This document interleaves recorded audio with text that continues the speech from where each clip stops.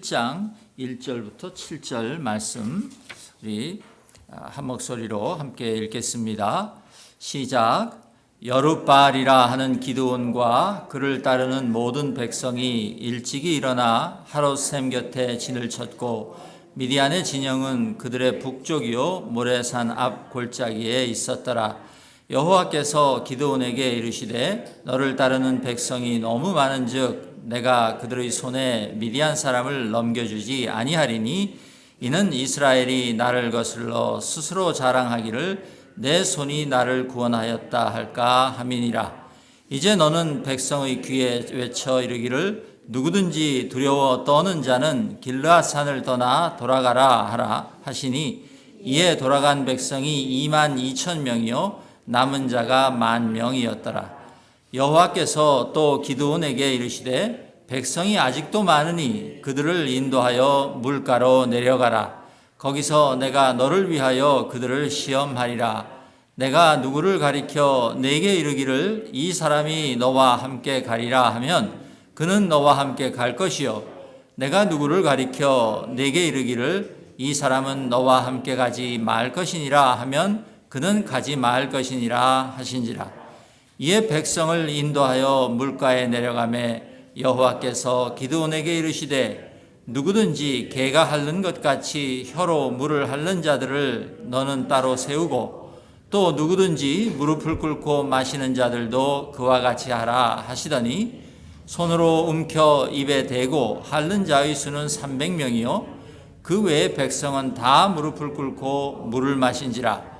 여호와께서 기드온에게 이르시되 내가 이 물을 핥아 먹은 300명으로 너희를 구원하며 미디안을 내 손에 넘겨주리니 남은 백성은 각각 자기의 처소로 돌아갈 것이니라 하시니 이에 백성이 양식과 나팔을 손에 든지라. 기드온이 이스라엘 모든 백성을 각각 그의 장막으로 돌려보내고 그 300명은 머물게 하니라. 미디안 진영은 그 아래 골짜기 가운데에 있었더라. 아멘. 네, 제가 주보에는 나의 걱정, 하나님의 걱정 그렇게 해놓고 여기 파워포인트에는 지금 보니까 기드온의 걱정, 하나님의 걱정 그렇게 해놨습니다. 오늘은 여러분이 기드온입니다. 그래서 그게 그 말입니다. 일부러 제가 그런 건 아닌데 실수인데 여러분 이해해 주시기 바랍니다.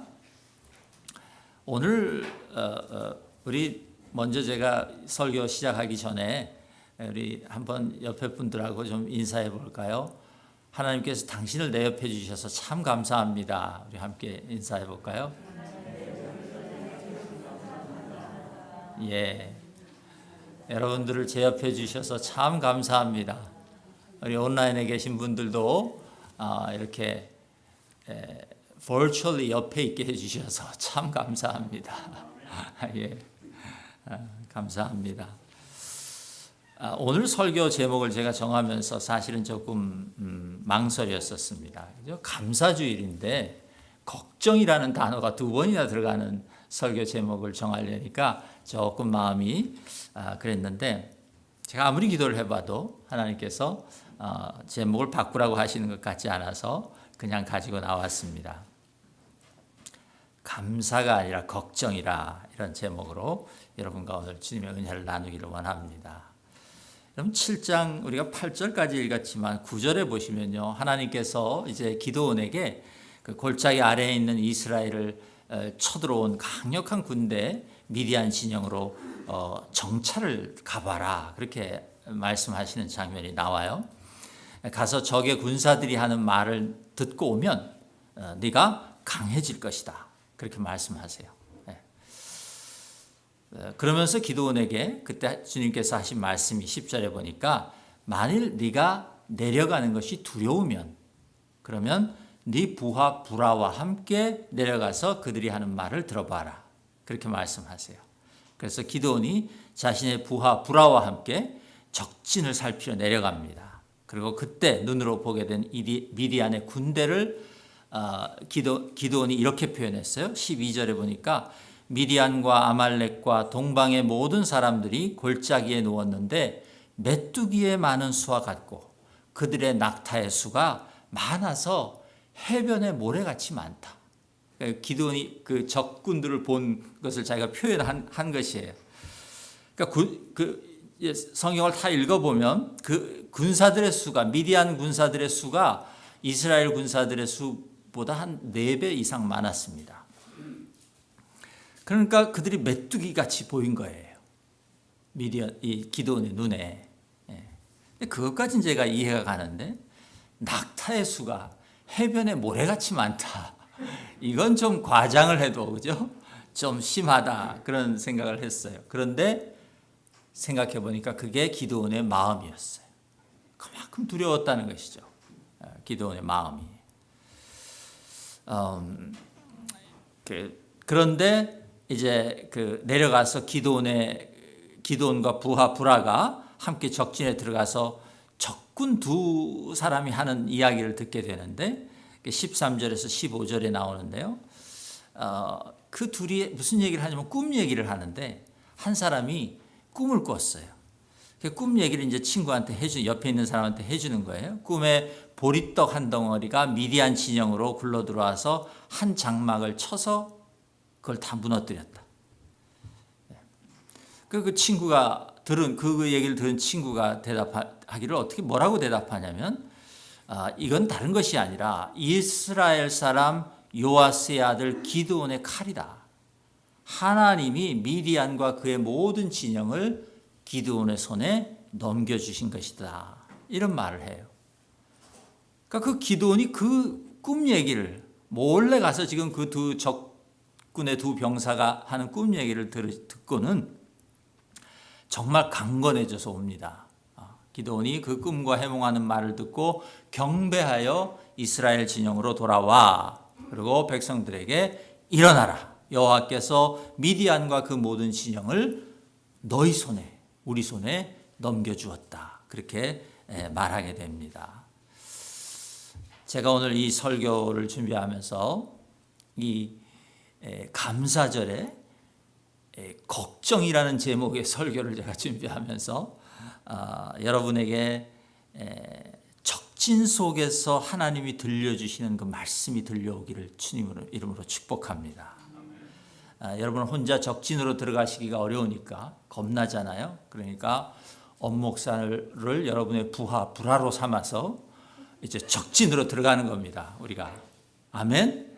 예. 그러고 가서 하나님이 도대체 무슨 말씀을 들려주시는지 듣고 오기로 그렇게 하겠습니다. 아멘.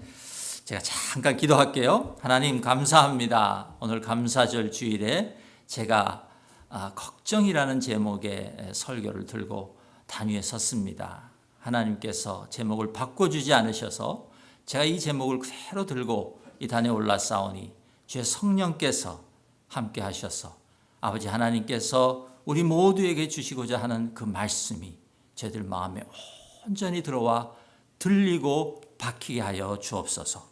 감사드리며 예수님 이름으로 기도드리옵나이다. 아멘.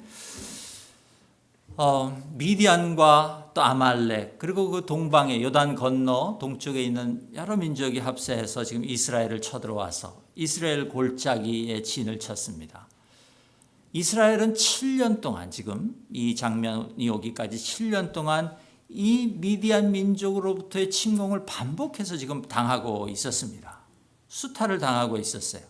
그래서 이스라엘 사람들은 지금 가난할 대로 가난해져 있어요. 그러자 또 그들에게 할 수 있는 일이 뭡니까? 하나님께 부르짖는 일이었어요. 그래서 또 하나님께 나가서 부르짖었어요. 하나님께서 이들을 또 구원해 주시기로 결정하시고 므낫세 지파에 있는 한 남자 기드온에게 가서 내가 너를 보낸다. 네가 가서 이스라엘을 구원하라. 그렇게 말씀하셨어요. 내가 반드시 너와 함께한다. 그리고 네가 미디안을 마치 한 사람을 치듯이 그렇게 치도록 그렇게 해주겠다. 그렇게 말씀하신 것이에요. 그런데 이 기드온이 6장부터 이제 쭉 읽어보면요. 안 가고 싶은 거예요. 그래서 자기가 그 민족을 리드해서 나가서 싸워야 되는 것이 싫은 것이죠. 그래서 어떻게든 그걸 좀 도망가 보려고 하나님과 여러 가지 딜을 했습니다. 그런데 도망갈 수 없었어요. 하나님께서 기드온이 보여달라는 걸 다 보여주셨어요. 사인들을. 그래서 도망갈 수 없었어요. 하나님의 결정으로부터 벗어나지 못했어요. 그래서 결국 기드온이 군사들을 모읍니다. 자기 지파에서 뿐만 아니라 함께 여러 지파로부터 함께 전쟁에 나갈 사람들을 이제 다 모았어요. 그리고 7장 1절을 보니까 그들이 하롯샘 옆에 진을 쳤다 그랬어요. 이 하롯샘이라는 것은 어떤 지명이죠. 어떤 장소를 가리키는 것입니다. 그런데 그 샘의 이름인 하롯이라는 히브리어 단어는요, 그 원래 뜻이 뭐냐면 두려워서 떨다 그런 뜻이에요. 두려워서 흔들리다 그런 뜻이에요. 하롯이라는 단어가. 샘의 이름이 참 특이하죠. 네. 그런 샘 옆에 와 있다는 것이. 근데 32,000명이 모여와 있었어요. 그런데 8장 10절에 가서 보시면 그 쳐들어와서 지금 진을 치고 있는 적군의 숫자는 얼마였냐면 13만 5천 명이라 그랬어요. 그러니까 기드온의 군대는 기드온이 다 모을 대로 모아봤지만 지금 적군에 비해서 4분의 1도 안 되는 그런 숫자였던 것이에요. 여러분, 숫자만 열세였을까요? 군사들의 사기 면에서도 열세였을 것입니다. 이스라엘 민족은 지금 미디안 민족에게 7년 동안이나 매해 공격과 수탈을 당하고 있는 것이에요. 곤핍할 대로 곤핍해져 있습니다. 이스라엘은 또 7년 동안 한 번도 이겨본 적이 없어요. 그 민족을. 그 미디안은 반면에 이스라엘을 공격해 와서 한 번도 실패해 본 적이 없어요. 지금 그런 상황인 것이죠. 그러니까 이스라엘이 지금 기드온의 그 리더십을 따라 32,000명이 두려워서 떨다라는 이름의 그 샘 옆에 지금 모여서 준비하고 있지만 정말 우리가 이길 수 있을까? 기대가 없었을 것이에요. 군사들의 사기가 높을 수가 없는 것이에요. 반면에 미디안은 어땠을까요? 이번에도 이스라엘은 식은 죽 먹기다. 우리 밥이다. 그렇게 하고 지금 와서 진을 치고 있는 것이죠. 그러니까 객관적으로 군대의 전력과 또 군사들의 사기, 이것이 워낙 차이가 나기 때문에 해보나 마나한 그런 전쟁이었다는 것이죠.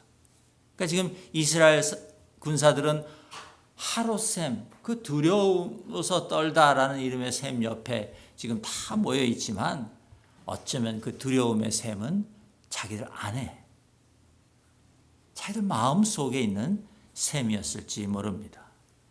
그렇게 지금 모여 있는 것이에요. 이스라엘의 32,000명이.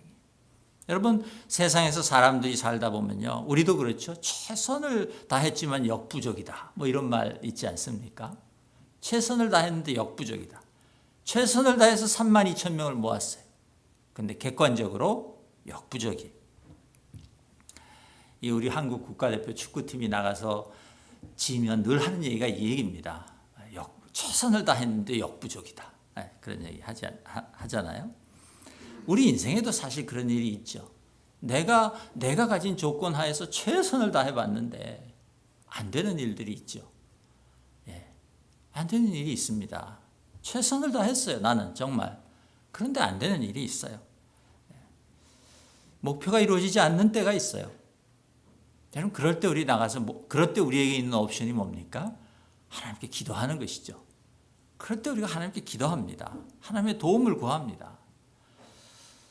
아마 기드온도 최선을 다해서 모았을 것이에요. 그런데 32,000명이었어요. 작은 숫자가 아니었지만 자기 앞에 지금 쳐들어온 적군의 숫자 13만 5천 명과 비교하면 정말 세 발의 피인 것이에요. 비교할 수가 없는 것이죠. 지금 그런 상황 속에 기드온이 있다는 것이에요. 그러면 이제 기드온은 좀 전에 말씀드린 것처럼 무슨 기대가 그 안에 있겠어요? 남아있는 기대가 뭐예요? 기드온에게는. 하나님이 어떻게 해 주실 것인가? 하나님이 지금 내가 최선을 다해서 3만 2천 명의 군사를 모아서 이 13만 5천 명의 미디안 군대와 지금 싸우겠다고 우리가 서 있는데 이제 하나님 우리를 어떻게 해 주시겠습니까? 기대하지 않았겠어요? 기도하지 않았겠어요? 군사를 어디서 왕창 더 모아서 갖다 주실까? 아니면 우리가 없는 최신 무기를 갖다 주실까? 뭐 여러 가지 생각 속에 있었을 것이에요. 염려 반, 기대 반. 그러면서 하나님이 하실 일을 기다리고 있었을 것이에요. 그런데 이때 하나님께서 기드온에게 뜻밖의 말씀을 하십니다. 너와 함께 있는 백성이 너무 많아서 내가 너희 손에 미디안을 넘겨주지 않겠다. 너와 함께 있는 백성이 너무 많아서. 뭐라고요, 하나님? 너무 많다고요? 지금 그랬을 것이에요, 우리 기드온이. 지금 기드온의 눈에는 미디안의 군사의 숫자가 너무 많아서 걱정인데 하나님 눈에는 기드온 군사의 숫자가 너무 많아서 걱정이다 그 말이에요. 지금 하나님과 기드온이 서로 다른 걱정을 하고 있는 것입니다. 여러분, 기드온의 걱정은 당연한 걱정이에요. 그런데 하나님의 걱정은 도대체 이해가 가지 않습니다. 아니, 하나님께서 지금 현실을 완전히 잘못 보고 계시는 게 아닌가. 하나님께서 지금 우리 현실을 너무 낙관하고 계신 게 아닌가. 너무 잘못 보고 계신 거 아닌가. 우리 눈앞엔 지금 13만 5천 명의 적군이 지금 진을 치고 있는데 우린 겨우 3만 2천 명 군사가 모였는데 아니, 우리 현실을 하나님께서 그렇게 잘못 파악하고 계실 수 있는가. 그러고 있는데 하나님께서 기드온에게 이렇게 명령하세요.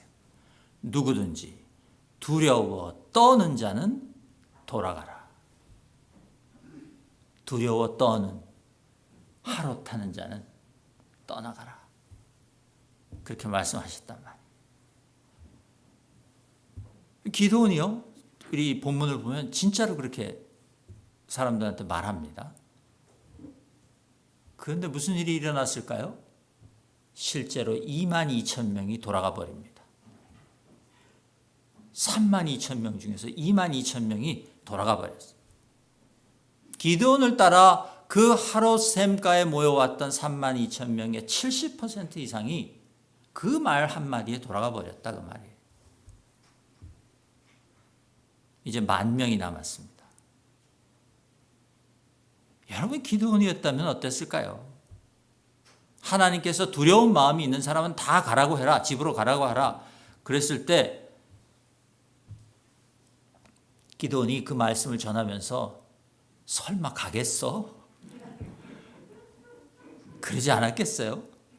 제가 기드온이라면 하나님이 말씀하셨으니까 말은 하는데 설마 가겠어? 그랬을 것이에요. 그런데 3만 2천 명 중에 2만 2천 명이 그 말을 듣고 돌아서서 가버렸어요. 여러분, 기드온이 사람들로부터 버림받았다는 느낌이 들지 않았겠습니까? 지금 기드온 자신도 두려워요. 억지로 지금 하나님께서 사인을 워낙 강력하게 보여주셨기 때문에 올라와 있는 것이에요. 내색을 안 하고 있을 뿐이지 자기도 지금 안에서 떨고 있다 그 말이에요. 나 떨고 있니? 그 대사 아시죠? 네, 떨고 있다 그 말이에요. 그런데 하나님께서 두려운 사람 돌아가라. 설마 가겠어? 그러고 전했는데 2만 2천 명이 가버렸다 그 말이에요. 그런데 하나님께서는요, 10,000명도 너무 많다 그렇게 말씀하세요. 남아있는 10,000명도 너무 많다. 그래서 하나님께서 기드온에게 내가 너를 위하여 그들을 시험하리라. 너를 위하여 그들을 시험하리라. 그렇게 말씀하세요. 그리고 그 유명한 물 마시는 테스트가 시작됩니다.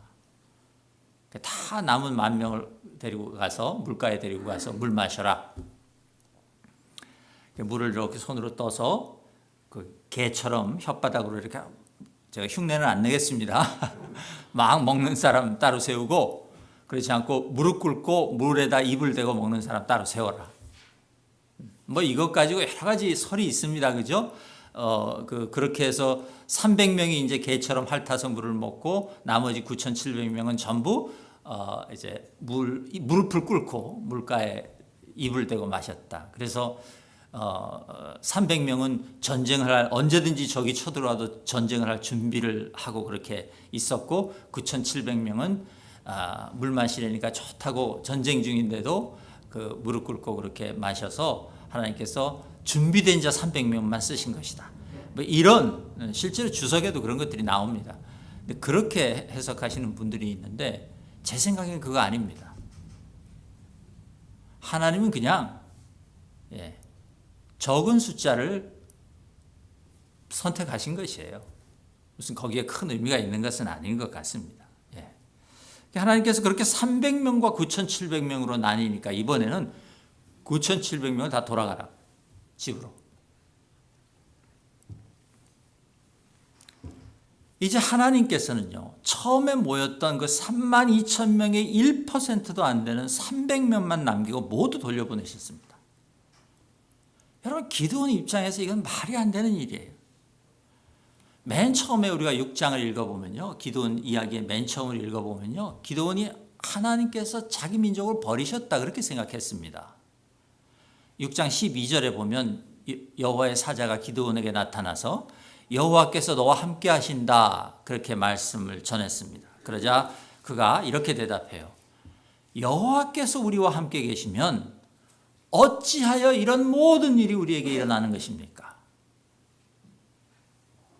우리의 불평하고 비슷하죠. 우리가 하나님께 하는 불평하고 비슷합니다. 이제 여호와께서 우리를 버리셔서 우리를 미디안의 손에 넘겨주셨습니다. 그렇게 대답해요. 그러니까 기드온은 하나님께서 자기와 우리 민족을 버리셨다 그렇게 생각하고 있었던 것이, 그런 기드온을 하나님께서 끈질기게 설득하시고 또 원하는 표적들을 다 보여주시고, 그래서 이제 기드온이 그 하나님을 신뢰하고 군사를 모은 것이에요. 그 32,000명을 그렇게 모은 것이에요. 그리고 그 과정을 거쳐서 지금 하루샘, 두려움의 샘 옆에까지 온 것이에요. 그런데 자기가 그 노력을 해서 모아온 군사들의 70%를 하나님께서 지금 너무 많다, 돌려보내라. 돌려보냈어요. 그것도 모자라서 다시 300명만 남기고 다 돌려보냈다 그 말이에요. 하나님이 또 나를 버리시나? 그런 마음이 들지 않았겠습니까?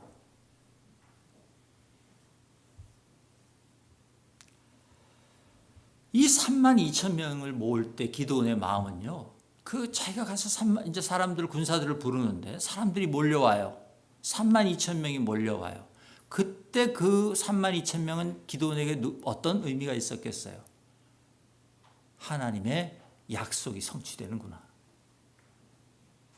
정말로 사람들이 오는구나. 7년 동안이나 매해 수탈을 당하고 침탈을 당해서 사기가 떨어질 대로 떨어져 있는 백성들이 그래도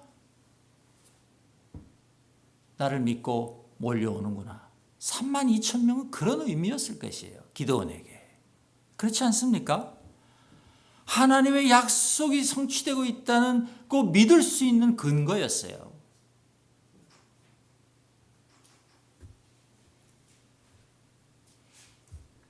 그런데 300명만 남기고 다 22,000명은 스스로 돌아가고 또 9,700명은 하나님께서 돌려보내셨다. 그 말이에요. 여러분, 하나님은 지금 기드온이 얼마나 두려워하고 있는지 아십니다. 읽어보면 기드온의 마음속에 두려움이 있다는 걸 아세요. 그럼에도 불구하고 지금 하나님께서 이렇게 하고 계시는 것이에요. 그런데요, 제가 이 기드온의 이야기를 다시 읽으면서 참으로 기드온이 기특한 것은 그 과정을 묵묵히 지금 순종하고 가고 있다는 것이에요. 그 과정을 지금 묵묵하게 통과하고 있다는 것이에요. 저 같으면 아니 하나님 여기서 이러시면 안 됩니다.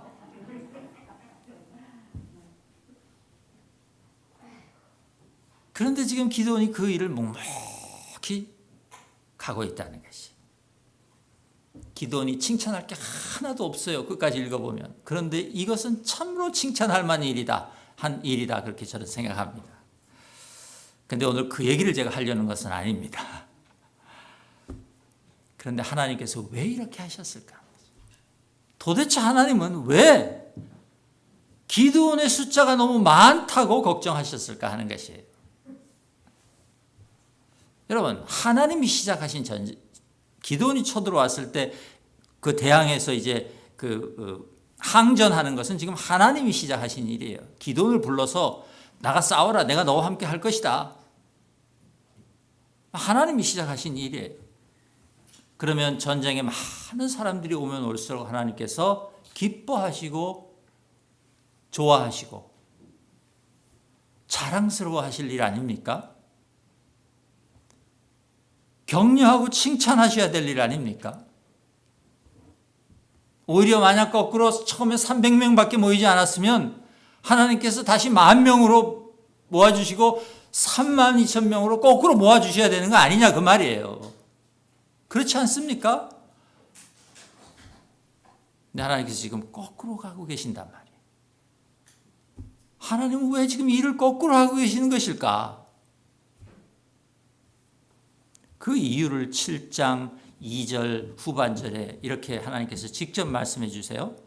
이는 이스라엘이 나를 거슬러 스스로 자랑하기를 내 손이 나를 구원하였다 할까 함이니라. 그러니까 하나님의 걱정은 지금 뭐냐면 32,000명이 지금 다 전쟁에 나가서 싸워서 미디안을 이기면 하나님이 이기게 해주신 것임에도 불구하고 자기들이 이겼다고 할 것이라는 거지. 32,000명이 아니라 10,000명이 나가도 하나님이 이기게 해주셨음에도 불구하고 우리가 이겼다. 그렇게 얘기할 것이라는 거지. 그래서 하나님께서 이렇게 하셨다는 것이에요. 다 내보내고 300명만 남겨놓으셨다는 것이에요. 여러분 이게 무슨 말인가 하면 하나님께서는 지금 기드온과 백성들에게 대하여 그들이 가지고 있는 신앙을 신뢰하지 않고 계셨다 그 말이에요.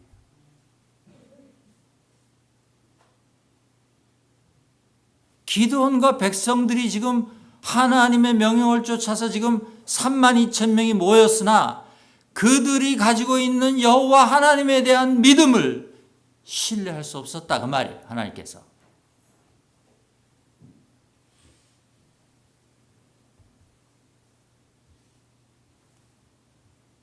하나님께서 이들을 이대로 전쟁을 승리하게 해주면 이들이 겸손해져서 하나님께로 돌아오기는커녕 내가 이겼다라고 교만하고 자만해질 것이다. 하나님께서 그걸 아셨다는 것이.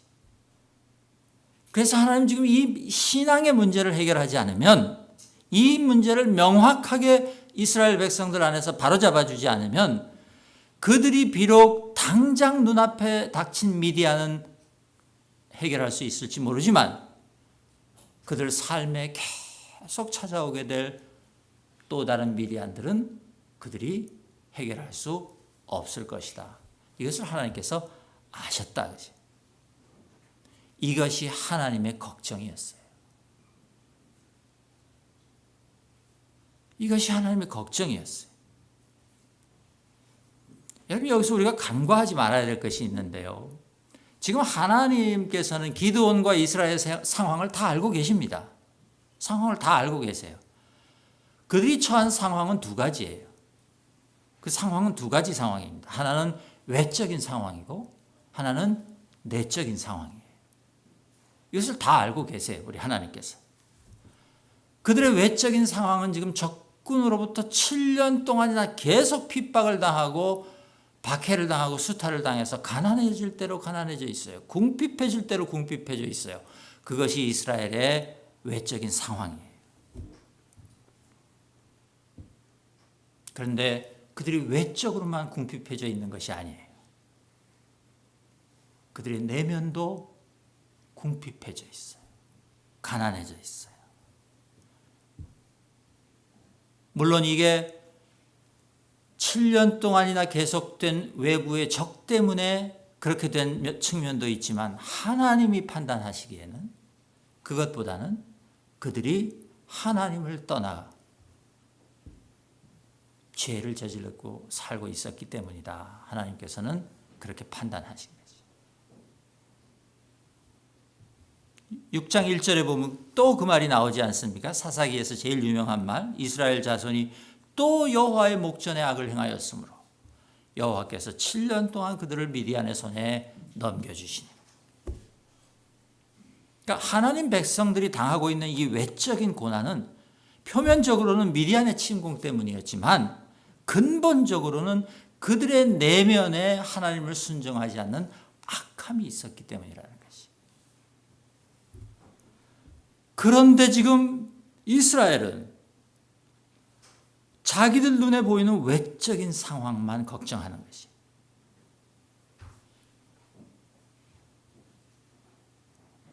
우리는 우리의 궁핍함을 바라보면서 우리 궁핍함의 원인인 바깥에 있는 그것들만 우리가 걱정한다 이 말이에요. 뭐 때문에 내가 이렇게 궁핍한가? 뭐 때문에 내 삶이 이렇게 고단한가? 뭐 때문에 내 삶이 이렇게 만족이 없는가? 뭐 때문인가? 바깥에 있는 것들만 우리가 찾는다 그 말이에요. 우리는 그것만 걱정한다는 거지.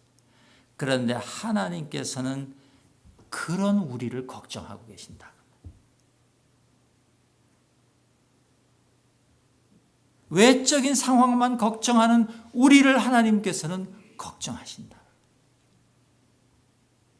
그것이 하나님의 걱정이에요. 다시 말씀드리지만 하나님께서 기드온의 군사를 32,000명에서 300명으로 줄이신 이유는 딱 한 가지였어요. 그들이 미디안을 이긴 후에 하나님께 영광을 돌리지 않고 자기들에게 영광을 돌리고 내가 내 손으로 승리했다고 말할 것이기 때문이었어요. 여러분, 우리도 이렇게 참으로 힘든 시간들을 지나면서 우리 안에도 이런 문제가 있지 않은지 우리가 살펴봐야 하는 줄로 믿습니다. 우리는 나의 외적인 상황은 밤낮 없이 걱정하면서도 나의 내면의 상황은 걱정하지 않습니다. 그리고 그것이 우리를 향한 하나님의 걱정이에요. 그리고 이 하나님의 걱정이야말로 진짜 우리가 걱정해야 될 것이라고 저는 믿습니다. 여러분, 지금도 하나님께서는요, 우리 삶 속에 있는 미디안들을 무너뜨리고 계시고 또 무너뜨려 주시기를 원하신다고 저는 믿습니다. 하나님께서는 우리가 자유로운 삶을 살기를 원하시기 때문이에요. 하나님은 우리가 그런 미디안 같은 것들에 묶여서 그들에게 고통당하면서 속박당하고 사는 걸 원치 않으세요. 그래서 하나님께서 우리를 자유롭게 해주시기를 원해요. 그런데 우리가 그 미디안을 이기기 위해서는 그 미디안을 이겨서 우리가 승리하고 우리가 자유를 맛보아야 하는데 그러기 위해서는 내 앞에 있는 미디안보다 더 큰 것이 나에게 있어야 된다고 생각해요. 내 앞에 있는 미디안의 숫자보다 내가 더 많은 것을 가지고 있어야 된다고 생각한다 그 말이에요. 그리고 그것이 내가 가진 것이 크지 않고 많지 않아서 걱정이에요.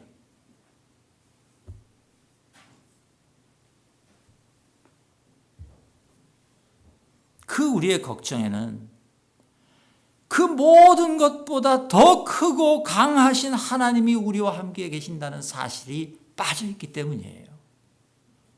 그게 없으니까 적보다 많지 않고 적보다 크지 않은 것을 가지고 있는 것이 걱정인 것이에요.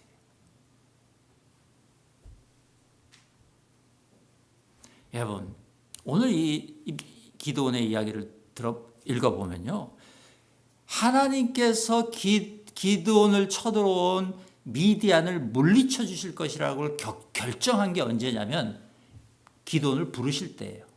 기드온을 찾아가서 야, 내가 이기게 해줄 테니까 가서 싸워라 하고 부르실 때, 그때 하나님은 결정하셨어요. 이미.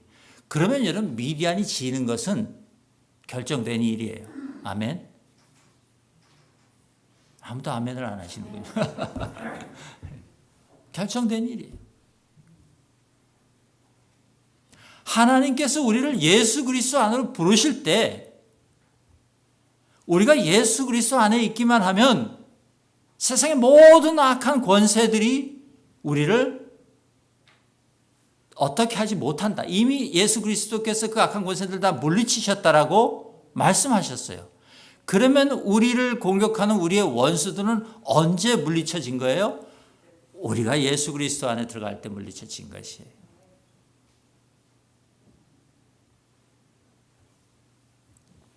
그런데 우리는 여전히 예수 그리스도 안에 있으면서도 어떤 어려운 일이 닥치고 힘든 일이 다가오면 내가 저것보다 좀 힘이 세야 되고 좀 무기도 많아야 되고 군사의 숫자도 많아야 되고 돈도 많아야 되고 그래야 내가 물리치지. 우린 그렇게 생각한다는 것이.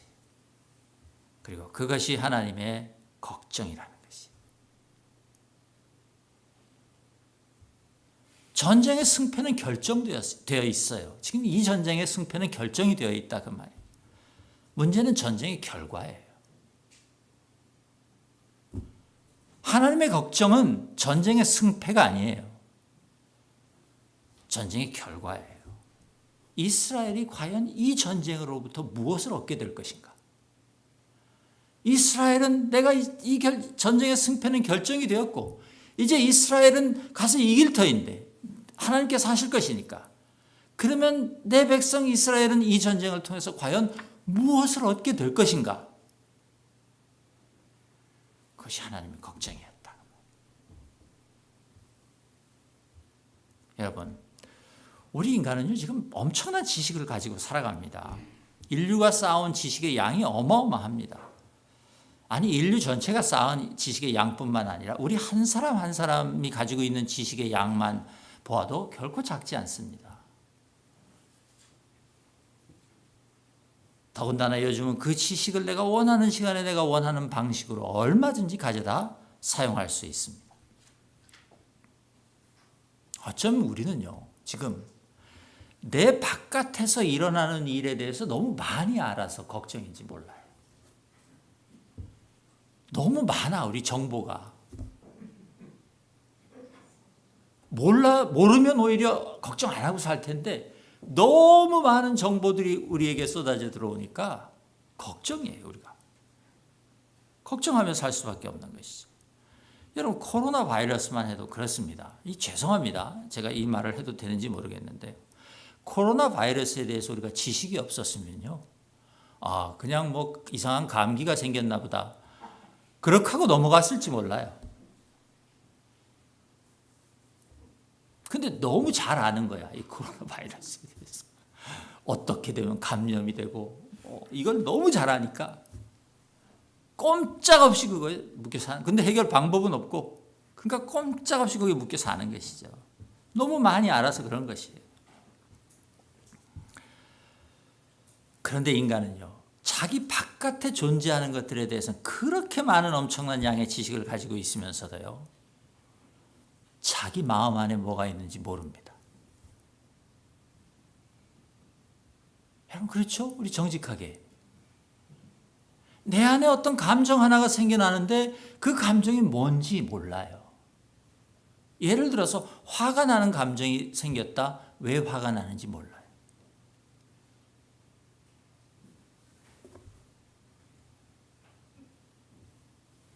우린 정말 많은 것을 알고 있는데, 그런데 정작 내 안에 있는 것, 작은 것 하나를 모른다 그 말이에요.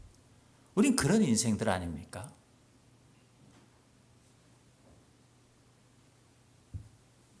특별히요, 너무 생각이 많고 너무 많은 정보들을 가지고 살다 보니까 여러분 정작 내 안에 죄가 있는 것을 몰라요. 우선 내 안에 뭐가 있는지에 관심이 없어요. 우리가 그런 삶을 산다는 것입니다. 그것이 어쩌면 사탄의 전략인지도 모르겠어요.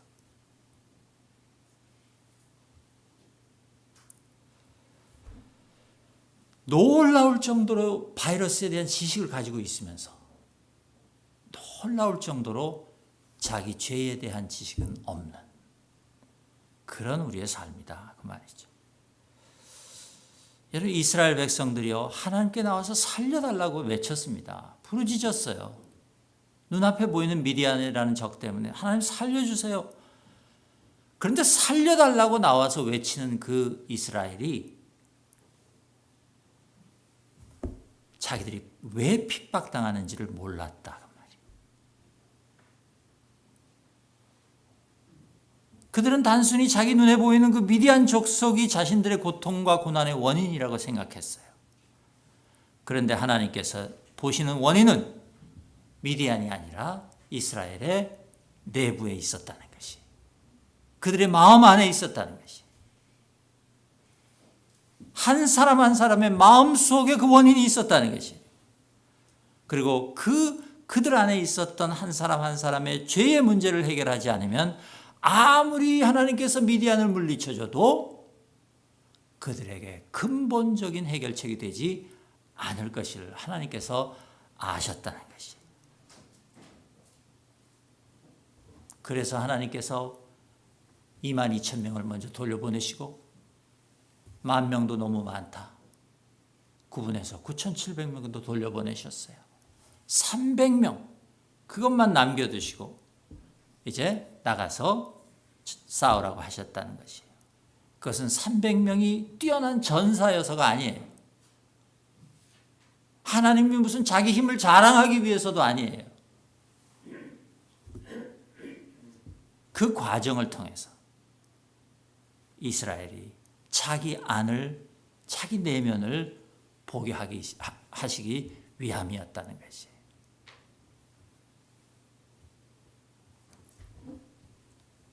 그 과정을 통해서 그들이 우상을 버리고 다시 여호와 하나님만 섬기는 삶을 회복하게 되기를 바라는 하나님의 마음이었다는 것이에요.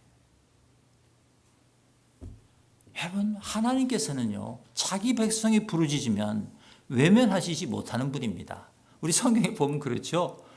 끝까지 외면하실 수 없어요. 하나님은 마음이 약해서.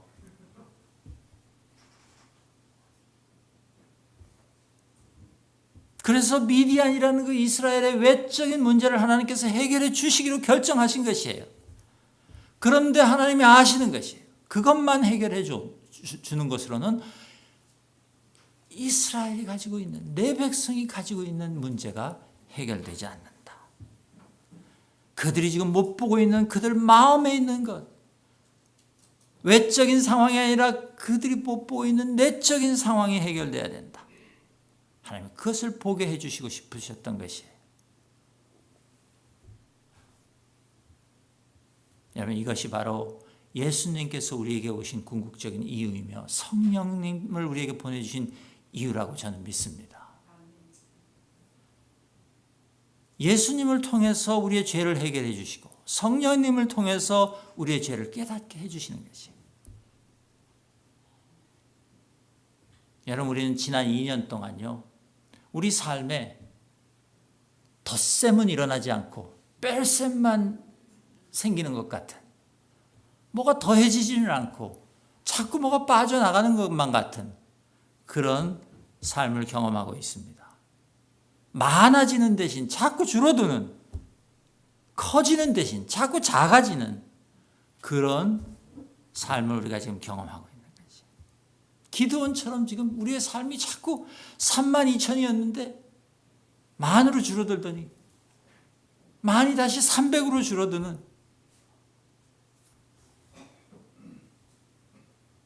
그런 것 같아서 불안한 삶을 사람들이 살고 있습니다.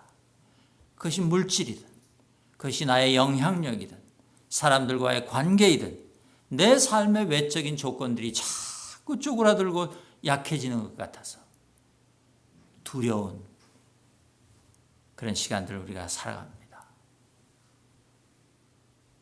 여러분, 이때가 바로 우리가 우리의 내면에 눈을 돌려야 하는 때라고 저는 믿습니다. 하나님께서 우리에게 네 안에 지금 무엇이 있느냐고 보라고 하시는 사인이라고 저는 믿습니다. 지금 하나님께서는 우리 삶의 외적 조건들을 바꾸어 주시기로 결정하셨으나 우리의 내면의 문제들을 함께 해결해 주시고 싶은 것이라고 저는 믿습니다. 여러분, 그렇다면 우리는 이 일을 감사해야 할 줄로 믿습니다. 더 이상 걱정이 아니라 이제 우리는 감사해야 하는 때가 되었다고 믿는 것입니다.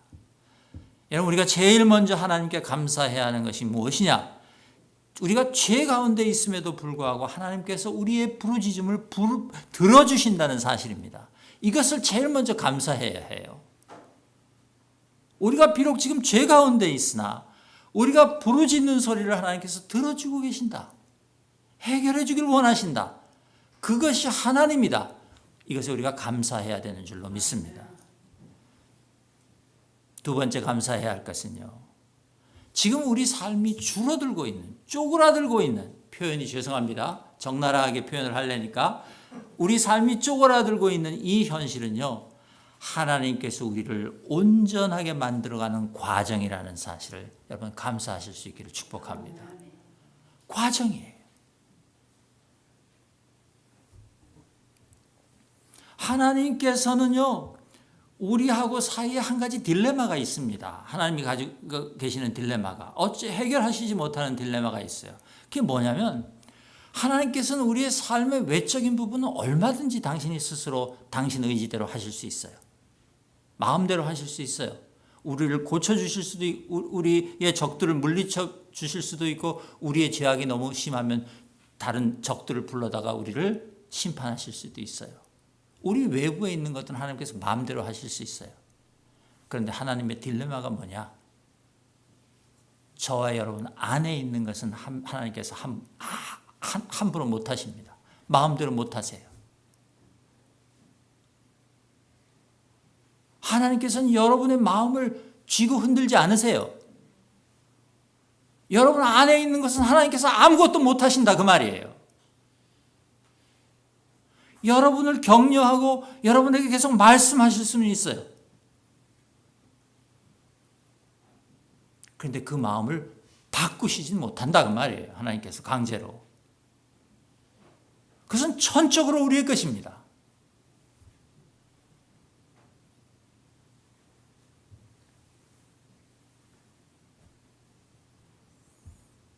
하나님은 딱 하나만 빼고 전능하신 분이에요. 우리의 내면을 어떻게 하지 못하신다는 것 하나만 빼고 완전히 전능하신 분이죠.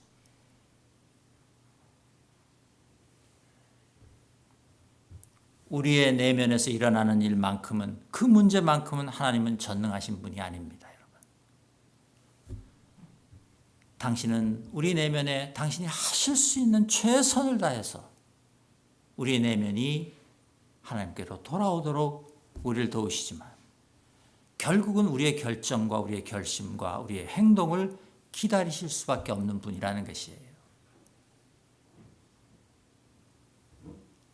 왜냐하면 우리를 하나님께서 자유로운 존재로 만드셨기 때문에 그렇습니다.